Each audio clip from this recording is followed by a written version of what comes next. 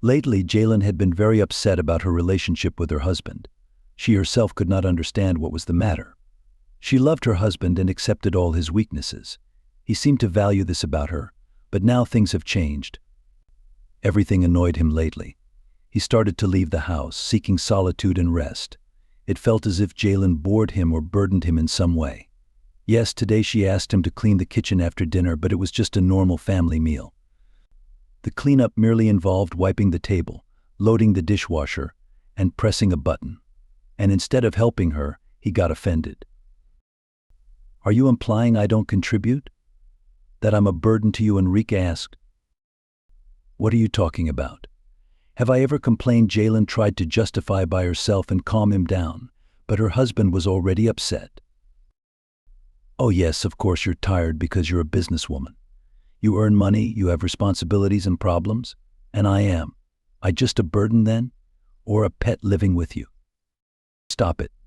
You could work too. You're educated and smart. Do you want to work at our firm?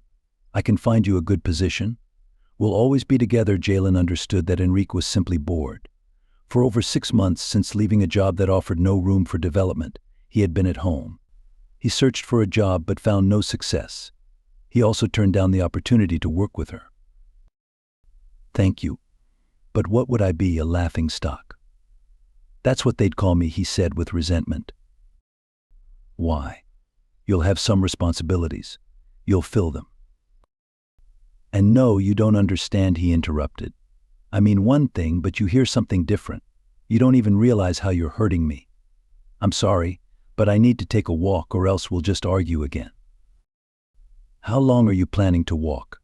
"Maybe I can come with you," the woman suggested, though she didn't feel like going out at that moment. She was tired, and the weather wasn't conducive to a stroll.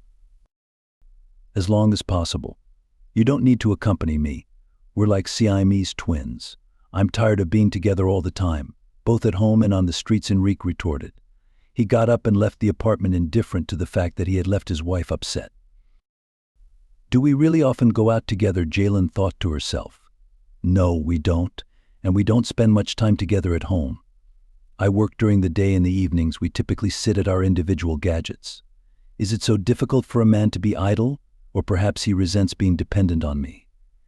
His wife, however, it's not my fault, and I never blamed him for it.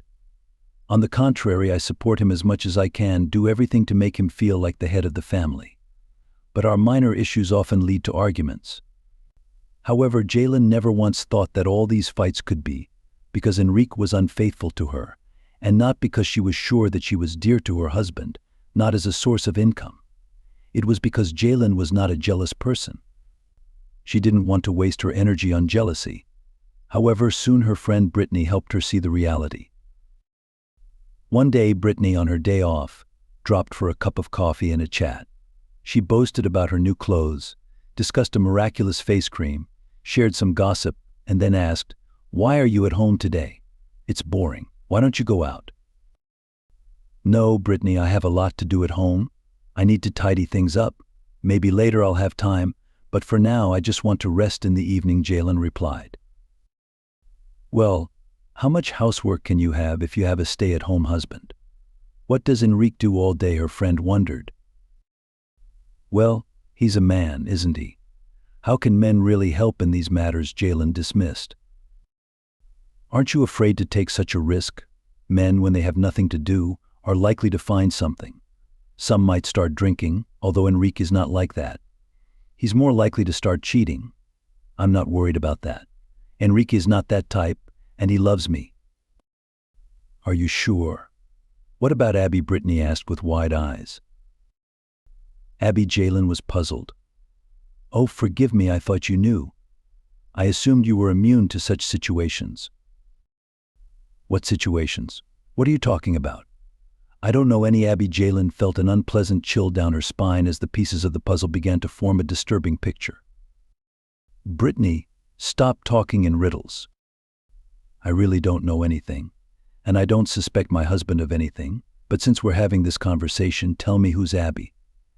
"Perhaps I'm acting like a fool and don't see what's happening right under my nose." Jalen was determined to find out the truth. Although she didn't believe Brittany's words, "You see, Challen, I don't want to upset you, It's nothing serious. He just hangs out with someone, perhaps just to chat. Her name is Abby. I think she's divorced and like you, a businesswoman. But don't worry. She's not attractive. She's older than you and not pretty at all. She has a potato-like nose, a wart on her cheek. What does her appearance have to do with anything? What do you mean by hang out? Where and how do you know all this? Challen was becoming nervous. Yes, she wasn't the jealous type, but how could she remain calm in a situation like this? Well, I've seen him a few times, and I'm not the only one. I've seen them together in the car, going somewhere. We live nearby. So I've noticed through my window. My mom even once asked me why Enrique divorced you because she had seen him with her. I didn't tell you right away because I thought if you're calm, everything's normal.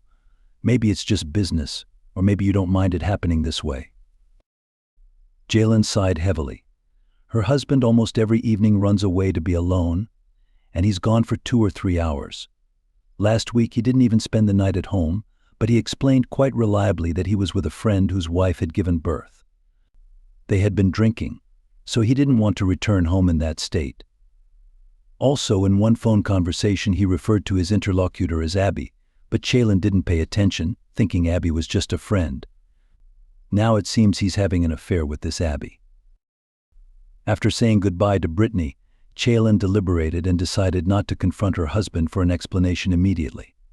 Instead, she planned to first investigate the situation through her connections. That evening, the woman acted as usual. She was quieter than usual, which at first pleased her husband. However, before they went to bed, he asked, "You're so quiet tonight. What's wrong?" "No, it's all right," Jalen answered. "Just a little trouble at work, but don't worry, everything will be fine." "I don't doubt it. You always deal with your problems easily," Enrique replied, and it suddenly occurred to Jalen that he probably wasn't even happy that she was so quiet and didn't try to scandalize. He seemed to have no reason to leave the house. Today, meanwhile, she was indeed preoccupied, but not with work, but with finding out who Abby was and how she had entered her husband's life. Enrique is undeniably an attractive man, a fact that hasn't gone unnoticed by many, including Brittany. Jalen suspected that her friend harbored feelings for her husband, though Ricky appeared indifferent to Brittany's affections. Maybe she was saying such things about him out of spite, but it wouldn't hurt to check. Upon digging deeper, Jalen discovered that Abby was a successful businesswoman, even more so than herself. Abby was also quite attractive, and only a couple of years older than Jalen. She had no noticeable flaws except for a mole on her cheek, which ironically many people found appealing. Jalen wondered if it was Abby's mole or her successful business that had caught Enrique's attention. After all, Abby was wealthier than Jalen. The woman didn't know what to do with all this information. It would be pointless to interrogate Enrique naturally, he would likely deny everything.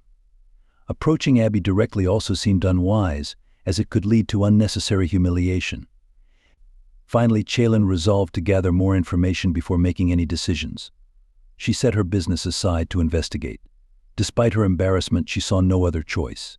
She was unwilling to tolerate infidelity, but accusing someone without certainty was not an option either. The following day, she told her husband, "Enrique, I need to go on a business trip. I'm unsure how long, perhaps a week. Can you manage alone?" She noticed a spark of joy in his eyes at the news. However, he quickly composed himself and managed to suppress his joy, and he even feigned disappointment. "It's unfortunate that you're leaving for an unspecified duration. I'll manage, of course, but I'll miss you. Is there a chance you could take me with you?" he asked, trying to sound upset. "Honey, I'm telling you, I'm going on a business trip, not vacation. I'll be back soon." "Don't worry," Jalen reassured her husband. "Well, I hope so," he sighed, unaware of Chen's real plans. She took a small vacation from work, a benefit of being her own boss, and left everything to her reliable manager. She rented a small room in a rundown hotel on the outskirts and began to prepare her plan. First, she asked her distant relative, Aunt Faith, "Could you give me some old unwanted clothes to wear? A dress, sweater, shoes perhaps." "Why do you suddenly need all these things?" Aunt Faith wondered. "I need to go to the tax office, and I don't want them to think I'm wealthy." Otherwise, they'll tax me heavily. I need something simple, Chellan explained. Okay, I'll find something. Aunt Faith always found it difficult to part with her items. Her closet was always full of worn but never discarded clothes. Therefore, she quickly found a dress, a sweater, and everything else that Chellan needed. My darling, now you will be taken for a poor woman. They'll not only cut your taxes, they'll give you money to take with you. How will you walk through town? People will see you and think you're really poor. Auntie shook her head. Don't worry, everything is under control, Chellan reassured her. To ensure anonymity, Chellan bought a simple wig and nondescript glasses at the market. She wanted to alter her appearance, and for her, it wasn't such a daunting task. After all, she had attended a drama club in school where she learned various techniques, including aging oneself and changing facial features. The next day, a transformed and unrecognizable Chellan left the hotel to apply for a cleaning job at Abby's company. The woman had seen an advertisement seeking technicians and decided that it would be a great opportunity to see everything from inside. Chellan was hired without any formalities or paperwork, and her passport was barely glanced at, which slightly irritated Chellan's entrepreneurial gene. How can a company be so careless in selecting its staff? It's even dangerous, she mentally criticized her rival. Now, her employer, however, this lax attitude towards documentation was precisely what she needed for her plan. That day, after acclimating herself to the scope of work and gathering the necessary supplies, she began cleaning, gradually moving towards the executive offices. In person, Abby was even more likable than in her photograph. She was smiling, friendly, and devoid of any arrogance. She welcomed Chellan kindly and said, I hope you'll be with us for a long time. Clean the office, wash, dust, take out the garbage, and don't touch anything on the table. Even if you think it's disorganized, it's my disorganization. If you tidy it up, I won't find anything, she added cheerfully. Sure, I know the table. It's the Holy of Holies, Chellan replied and got down to business. Of course, she had no interest in Abby's business because she was interested in something else. And Chellan was fortunate because by the end of her first day, Enrique visited Abby. Upon seeing him, Chellan quickly turned her back, bent over a bucket of dirty water, indicating she had no interest in visitors. She had other things to do. However, Enrique didn't even glance at her. He hadn't come to see the cleaning lady. Abby came out of her office to greet him, giving him a quick peck on the cheek. Hi, darling, why are you so early today? She asked with a gentle smile, her eyes sparkling with love and affection. Because I am quite free in the week. I have finished out a few things, and I can devote an entire week to you, Enrique replied. Great, Abby clasped her hands. So that's how it is. I'm just a few things for him to deal with. Oh, I wish I could hit you with this dirty rag right now. By the way, it's strange that Enrique did not tell his mistress something like my bimbo had left but referred to some business. Maybe Abby doesn't even know he has a wife. Anyway, we'll see. Enrique and Abby secluded themselves in the office, but soon they came out, said their goodbyes to the staff, and left. Chellan remained unnoticed by her husband. It was in her best interest, but also disappointing. His flirtatious interaction with Abby was particularly heart-wrenching. The next day, Chellan approached the boss's office again and said, Apologies, Abby. I didn't take out the trash and water the flowers yesterday because your husband had visited you, she mentioned timidly. Future husband, Abby corrected with a cheerful smile. We're about to get married. He's just been swamped with work issues recently. Now he finally has a few days off, and I'm thrilled. I see. Congratulations, replied Chellan, smiling. Abby's radiant happiness was impossible to miss. And what about you, Chellan? Are you married? Abby inquired. No, Chellan responded, taking a deep breath. Oh, what heavy sighs, Abby sympathized. Why is that? Divorced or an unhappy love? Unhappy love, agreed Chellan. I was about to get married, and then I discovered that my fiancé is already married. He deceived me. Genuine tears welled up in Chellan's eyes. Her superior noticed this and hurried to support her unfortunate employee. Oh dear, I apologize for your distress. Forget him. You're young, and you'll find a better, loving fiancé who is free and honest.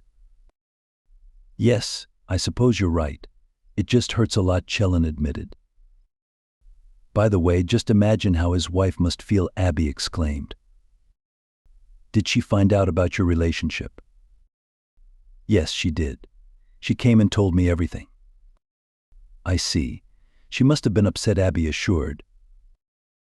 No, she wasn't crying, but she was very upset, said Chellan, already fully recovered and wiping away the traitorous tears. Well, that's good. What's your problem? So you were in love and now you're not. She's the one who's married to him. She's probably hurting a lot more than you are. Be glad you escaped from such a man in time. If he cheated on his wife, he would have cheated on you too. Would you have wanted that? Of course not, Chellan agreed, realizing that Abby doesn't know that Enrique is married. In other words, he's just deceiving his mistress. And for what? Given what Chen knows about Enrique, it's easy to guess money. He must think that there's more money to be made from his mistress than from his wife. Chellan continued to work at a slow pace, her sympathy for Abby growing each day. And it was odd. She should hate and despise her, she was her husband's mistress. But Jen also realized that Abby was oblivious to the truth. Therefore, she couldn't entirely blame her. It was Enrique who was disloyal to both his wife and his mistress, even promising to marry Abby. Apparently, once Chellan returns from her business trip, Enrique will immediately start talking about divorce. Now Chellan was prepared for it, and even planned to be the first to state she did not want to live with a liar and a cheat. She decided to come here at the end of her imaginary business trip without this masquerade and show herself to the lovers at the moment when it would be too late for them to deny it. She visualized her husband's shock and sighed deeply once more. She had never imagined her marriage ending so tragically. Perhaps she should warn Abby about the sort of man she was planning to marry.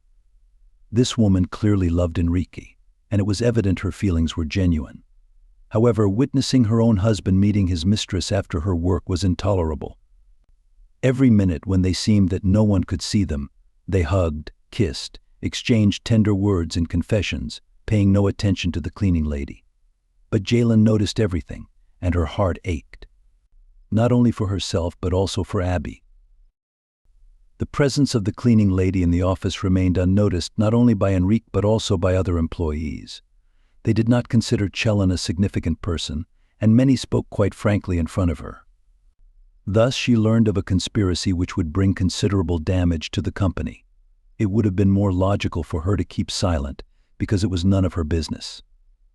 Let her rival's business collapse. But now Chellan saw Abby not as a rival but as a friend in misfortune, and did not wish her any harm.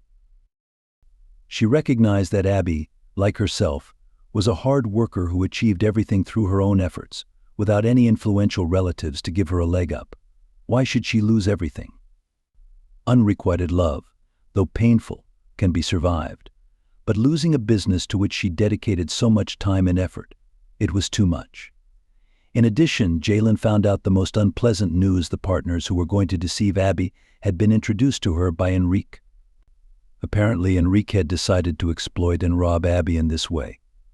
In this way, he wouldn't need a divorce or to go through with his wedding to Abby. However, Chellan didn't want to find out what he was up to. Instead, she decided that she would do her own best to prevent the deception of a woman who deserved nothing bad at all. On the day of the critical negotiations, Chellan arrived at the office disguised as a cleaning lady. But instead of starting her cleaning duties, she went directly to the office where the meeting was being held. She made her appearance just as Abby was about to sign a disastrous deal. "Wait, wait," she exclaimed, "Abby. You shouldn't sign it. It will ruin your whole business." Abby looked displeased. "What's the matter with you, Chellan? What are you doing? How do you know which deal will fail and which will not?" At this point, Chellan removed her wig and shook out her hair. "I'm not a cleaning lady. I also own a firm much like yours. I overheard those who planned to deceive you. I know business, so it was obvious to me. Let me prove it to you quickly." And she detailed the problems with the deal and why it should not proceed. Abby comprehended everything, kicked her supposed partners out of her office, and the two women found themselves alone in the office. I don't understand, Chalon. What is this all about? Did someone send you? Nobody. I came on my own, as I am not just the owner of the company but also Enrique's wife. Yes, indeed, his legal wife. Here's a marriage license. That's insane. Is it true? Abby whispered. Yes, it is true. I discovered quite accidentally that he was having an affair with you, but I was unsure of how to handle it. So I thought I'd first get a job with you and understand the situation. I realize this may seem silly or immature, but it has provided some benefit. At least in business. As for me, my life with him is over. We'll divorce. Abby sat with her face in her hands, then resolutely raised her head. Chalon, thank you. You've not only saved my business but probably spared me a big mistake. This will help me even more. I will, of course, sever all ties with him. He's the one who insisted on this deal, and I wondered why he would do such a thing. You sit here. He should be here any minute. I'll simply announce that it's over between us. As for you and him, as you decide, but it's over between us too. What love, Chalon, are you talking about? Yes, I loved him, and I'll probably cry for a long time after our breakup, but he intended to ruin and rob me. This assumption will help me overcome my heart pain. Enrique did not keep them waiting for long. He soon stormed into the office full of indignant complaints. He had already heard about the broken deal. The people with whom he had made an agreement had called and explained everything. He didn't notice Chalon at first and turned to Abby with a speech of indignation. What is this? I got a call from decent people, which I recommended to you, and what they told me is outrageous. Hello, Enrique, Chalon called out to him, interrupting the flow of his perturbation. The man turned around and saw his wife. What is it? He asked, turning pale. Are you here? Why, yes, darling. You have failed on all fronts, Abby replied. It was Chalon who thwarted this deal and told me everything. And yes, Enrique, I know everything. And I'm telling you, it's over between us. There will be no wedding and no relationship. Yes, but there will be a divorce, said Chalon. You should remove your things from my apartment today. I'm not going to live with you anymore. The man's eyes, filled with fear and shock, darted from one woman to the other. He realized he was in a desperate situation. If he had been alone with either of them, then he might have been able to persuade them to maintain the relationship. But now the situation was undoubtedly horrific and seemed impossible to rectify. You know, ladies, he finally said, his face twisted in anger, where have you ever seen a wife and her mistress team up against the man? Well done. And those are my last words for you. The first one who changes her mind and calls me, stays with me. But it's going to take a long time to apologize. Saying this, he jumped out of the office and was followed by the friendly and merry laughter of both women. Yes, Abby, we fell for a charming man, Chalon exclaimed, and I didn't even realize he was married. He skillfully portrayed himself as a loner, she continued. I was tricked by that too. Chen admitted, he wasn't married before me, but he told me that he'd always been lonely after he'd had some sort of unhappy first love, after which he hadn't trusted women for a long time. And now he'd met me, and it had all come to a head. Despite their shared past with Enrique, neither woman wanted to rekindle their relationship with him. Abby refused to converse with him, and Chalon filed for divorce. However, their shared experience led to an unexpected friendship. Surprisingly, the two women found common ground and even decided to collaborate in their professional lives. Enrique was furious, realizing he had lost two seemingly profitable and successful deals. He was left with nothing, but he was not alone. Brittany, Chalon's friend, had been interested in him for a long time. Just to get close to Enrique, she informed Chalon about her husband's affair. Her plans succeeded beyond expectations. Both women abandoned Enrique, and Brittany became the person he could turn to. As he didn't have his own place, a native of the village, Enrique had lived in a hostel during his studies and hadn't acquired his own dwelling. So, Enrique's belongings were quickly moved from Chalon's apartment to Brittany's. The new roommate comforted him. Don't worry, you'll be much better off with me. I'll never approach you for anything. I may not be as wealthy as those two, but I love you and will never leave you." Enrique reciprocated her love, but he knew Brittany wasn't the one for him. "They have ruined everything for me. How did I mess up so badly?" he thought with annoyance. "I lost everything because of them, and now my reputation is tarnished. When people find out, I'll become a laughingstock." Meanwhile, the affair left another consequence for Abby. Amidst her worries, she didn't immediately notice changes in her health, but soon she realized that she was pregnant. The woman quickly shared this news with her new friend. "Abby, really?" Chellen exclaimed with joyful surprise. "I'm so happy for you. I even envy you, you know. I can't have children. I was seriously ill as a child. Can I babysit your child? Can I be the godmother?" "Of course you can," Abby smiled, but it was clear that something was troubling her. "Why are you sad?" Chellen asked. "Because the child will have a mother and godmother but no father. Do you think I should inform him about his child?" They had never mentioned Enrique's name after the incident, nor did they talk about him. They only remembered and cried over him when they were alone. "I don't know. As for me, I wouldn't tell him. Think about it. Honestly, what good would it do? You don't need his money or help. Right? You can't expect him to be a good father. And what's the point of seeing him again? He'll just cause more problems. What if he comes to your place because you're having his child?" Abby couldn't disagree with this. She decided not to tell Enrique about the baby. It was better to forget about him completely. The pregnancy initially proceeded without issues, but difficulties arose in the second half, resulting in numerous doctor and hospital visits.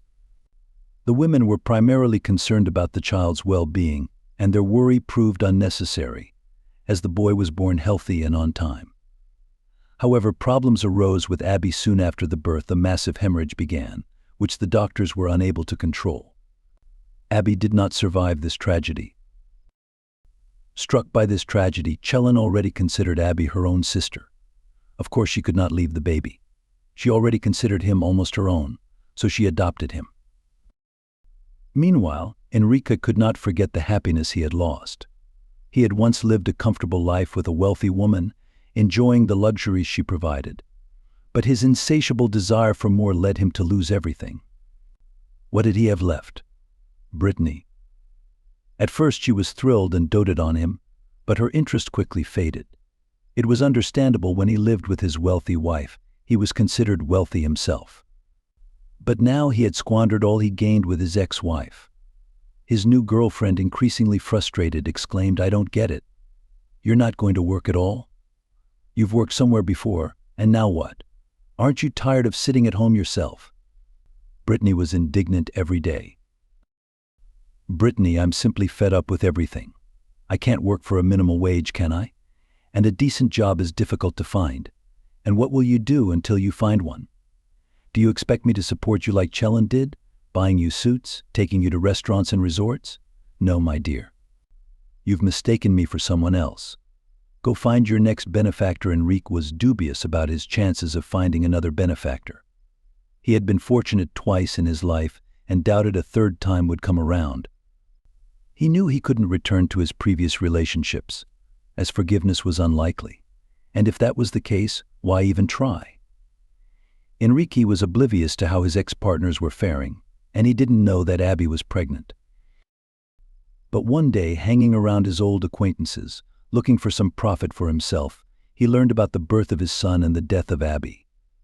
That evening he went home distressed. "Just think about it, Brittany. I miscalculated so badly. If Chellen hadn't found out about me and Abby, I would have had an easy life," he lamented. Brittany remained silent about her involvement in the matter and the fact that she had revealed everything to Enrique's ex-wife. However, she couldn't comprehend why Enrique was in despair. "What happened? What have you heard?" she asked. Enrique replied, "Abby has died. She gave birth to a boy and then passed away. It must have been due to worry. That foolish girl, may she rest in peace. If she had just told me, I would have married her immediately. Now I could have been a wealthy heir. What a tragedy," Brittany said, crossing herself. "Is the baby alive?" "Yes, he is alive. It's a boy, I think. But what good does it do? We never got married. I don't have any involvement with him, so he'll inherit everything. Or I'm not sure how it works, but something needs to be done, right? Well, if the child is alive, you can claim your paternity. It's quite straightforward these days, Brittany advised. Prove it and state that you want to raise your son. Why are you looking so shocked? Listen to me. I'm giving you good advice, she added, deep in thought. But how will I prove it? What will I say? Enrique doubted her idea. You'll say I'm the father. I lived with his mother. We quarreled foolishly. I had no idea about the child at the time, but now I know. I mourned for Abby and I want to take my boy, then add something pitiful. They'll return him, I have no doubt. He's your child, and along with him, you will get the money. And what should we do with the baby? Well, that's another matter. First, get him back with money. It's not such a big problem. We can hire babysitters, find a nursery. I'll assist if needed. Sensing that her lover might regain his footing, Brittany became more accommodating and patient, though she privately thought, what a loyal clown I got. And so, Enrique set off to find out where his son was and how he could get him back. What he discovered shocked him. It turned out that the boy had already been adopted by his ex-wife. Yes, what is this? He inwardly resented.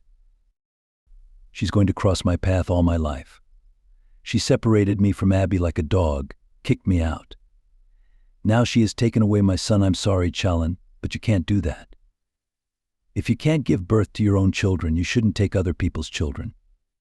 My son has a father and I'm not going to give him to anyone. With this message he approached his former wife, but she refused to listen. What son, Enrique? This boy has nothing to do with you. Abby had another man and you mean nothing to her. You can go wherever you want, but without my boy. She knew perfectly well that Enrique had no feelings for the child and only wanted him for the money. The woman was also sure that nothing could come of his efforts. However, Enrique thought otherwise. Okay, I agree. Maybe he's not mine, but you'll have to prove it, right?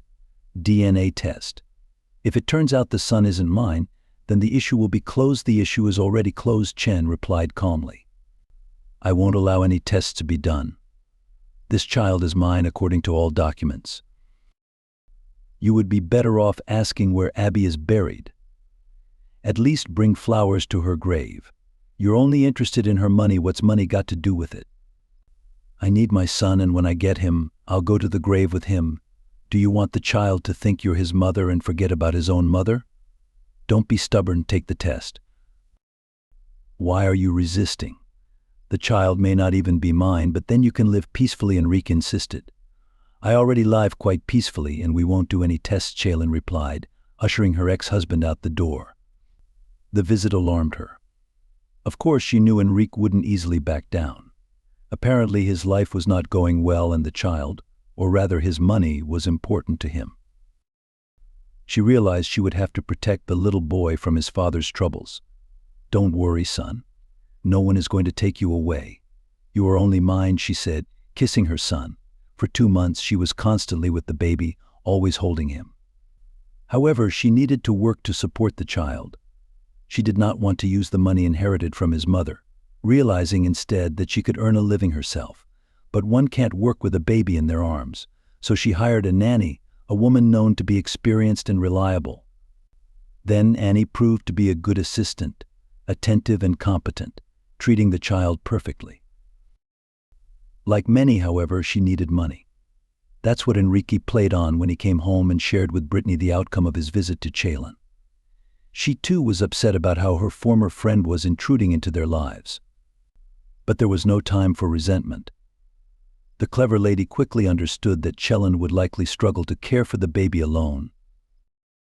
She's still working, isn't she? Well, if she's working, she must be leaving the baby with someone. Yeah, a babysitter. But I don't know her, do I?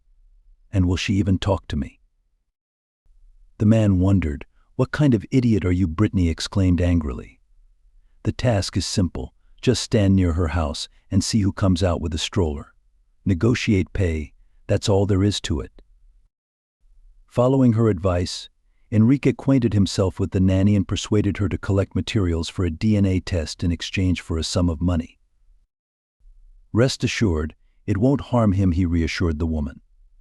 Just snip a few strands of hair and bring them back. You'll earn so much for such a simple task. You won't have to work for a couple of months, even more." The nanny agreed. She had to support her ailing husband and mother. That's why she constantly needed money, and saw no issue providing a service for which she was paid so well. So, Enrique was able to obtain a lock of his son's hair and conducted a test that confirmed he was the biological father of the child. The rest was procedural. He could now legitimately file a lawsuit for paternity and seek to annul the adoption. Enrique hired a lawyer with experience in such cases and portrayed Chelin in a way that was advantageous to him. He claimed that Enrique's ex-wife was the reason for his split with Abby. He further alleged that Chelin forced Abby to hide her pregnancy. This caused extreme distress to Abby, leading to her death during childbirth. According to Enrique, all this was a plot to seize Abby's property, business, and money. After all, the only heir was Abby's child, who was now under the guardianship of Chelin, and it's unclear how Chelin will raise him or if she will at all. I believe the child should be urgently taken from her and given to me as I am the birth father. I love this baby as much as I loved his mother, and I must raise him myself in her memory, Enrique insisted. The lawyer, after hearing all this, assured Enrique that the odds were in his favor, and that he would likely win the case and gain custody of his son. Upon receiving a court summons, Chelin was taken aback. She was unprepared for such a development. Without a competent lawyer, her ex-husband stood a good chance of winning the case. With no time to find someone, she went to the first law firm she could find, explained her situation, and asked for assistance. Regrettably, only one lawyer was available, a young, inexperienced Alex Fay. There wasn't enough time to find someone else, so Chelin decided to entrust her case to him. Despite the laughter from his colleagues who believed the young man was destined to fail, she believed in him. "Alex, you can see that the woman is in a difficult situation. You should be sympathetic," they said. "It's precisely because I'm sympathetic that I'm taking this case. Yes, it's difficult at first glance, but no one else is taking it. And I assure you I won't let you down," Alex replied. This time Alex had previously lost a case which severely damaged his reputation and self-confidence. However, he believed he could handle this new assignment. He needed to restore his reputation, and failure was not an option this time. He knew he had to keep trying. If he feared failure, he would have to change his profession. His good name wouldn't restore itself, and he wanted to continue practicing law. Moreover, from their initial meeting, Chelin elicited his sympathy. Her story deeply moved him. He talked to Chelin honestly, told her everything about himself, listened to her story, and concluded, I need this victory as much as you do. Let's work together to defend your truth. Tell me more about the relationship between this biological father and the child's deceased mother." Alex's honesty endeared him to Chelin despite his youth and lack of extensive experience. She found confidence in him and their shared cause. They couldn't allow the child to end up with Enrique. The likelihood of that is minimal, the lawyer stated. Enrique obtained the material for the DNA test illegally. While another test can be conducted, it doesn't change the fact that his method was improper. This, along with his unstable financial and living situation, will work against him. Additionally, his ignorance about his former lover's pregnancy and his behavior towards you both is concerning. These factors will likely hinder his case. "I believe we're going to win naturally." They won the trial. The case received extensive press coverage, leading Enrique to not only be labeled a loser but also thoroughly disgraced. He fell into a deep depression, spending his days on the couch, bemoaning his fate and cursing Chelin. Of course, Brittany wasn't going to put up with this, and ultimately she kicked out her miserable boyfriend. "I'm sorry, Enrique, but I can't live like this," she said, while haphazardly stuffing his belongings into a suitcase. "You're unproductive, unwilling to work, and the only thing you're good at is lounging on the couch and emptying the fridge. You couldn't even win your own son back. You failed in such a straightforward, surefire case. So what now? Should I continue to support you?" "No, I'm not wealthy enough to maintain a man." Enrique had no other choice but to return to his parents in the village, who incidentally were not expecting him. The thought of going back was worse than death, however, after collecting his belongings from Brittany. He realized he still had another option. A few hours later, he left his suitcase in the luggage room, and holding a bouquet in his sweaty hand, he said to Callan pitifully, "Callan, imagine how I will live without you and our little son. I'll die without both of you. If you think about it, we're already a family, parents and a son. What's stopping us from getting married again and living happily ever after?" He looked hopefully into the smiling face of his ex-wife. "Who's stopping us?" "My husband, for example," she said.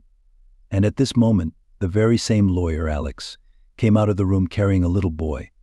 "What do you mean, already a husband?" Enrique was confused.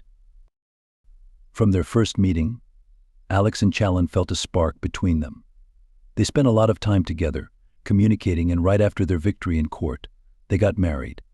They chose not to have a grand wedding due to time constraints. However, they didn't feel the need to announce their joy to the world. Their love for each other was enough, and happiness, as they say, prefers silence. Now they were husband and wife. Enrique, understandably, had no place in this equation.